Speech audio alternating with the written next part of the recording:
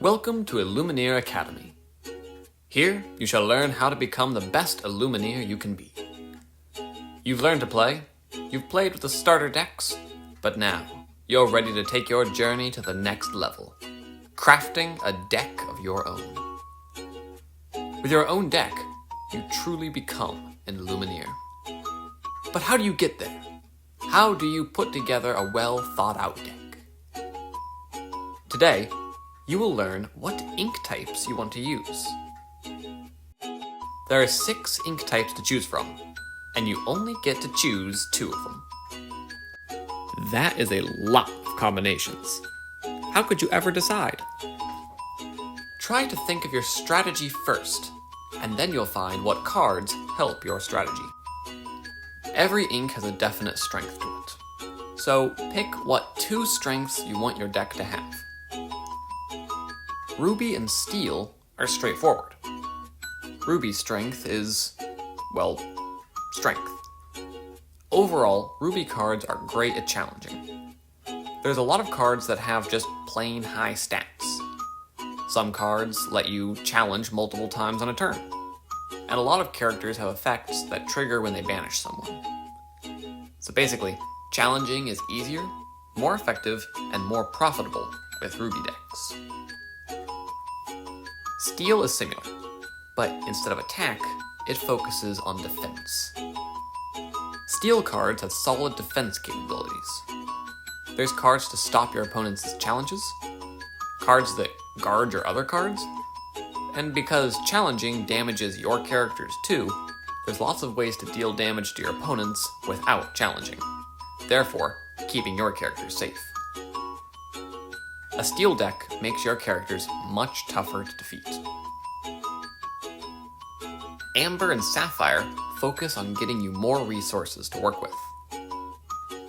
To win, you need characters, and Amber ink makes finding, playing, and using characters much easier. Amber characters are worth more than the sum of their parts. There's plenty of characters' abilities that don't have any effect on themselves, but help everyone else. So Amber cards are stronger together. And to play cards, you need ink. That's a basic part of the game. Sapphire cards give you more ink to work with. Cards allow you to add non-inkable cards to your inkwell, put down extra ink, and have abilities that make you stronger the more ink you have. More ink means you can play higher cost cards faster. Amethyst and Emerald are tricky. Now, not necessarily tricky to use, that's their strength. They're tricky. Your foes won't know what to expect. Amethyst cards have a kind of, how would you say it? They're like zap. They commonly have extra special abilities, some of which are so good you'll need to exert the character to use it. They might stop opposing characters from readying, they might give you more cards, all sorts of things.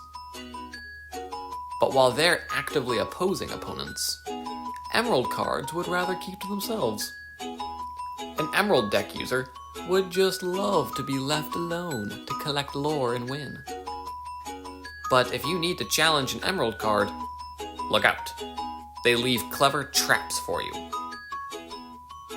If you challenge Emerald characters, you might find your own characters banished, removed, or otherwise hindered. So what 2 would you pick? As you devise your strategy, keep this in mind. It's not 2 ink types working side by side. It's 2 ink types working together. Think about how you would like your ink types to support each other. Sapphire cards give you a lot of ink, but you can use that ink to play expensive cards of another ink type.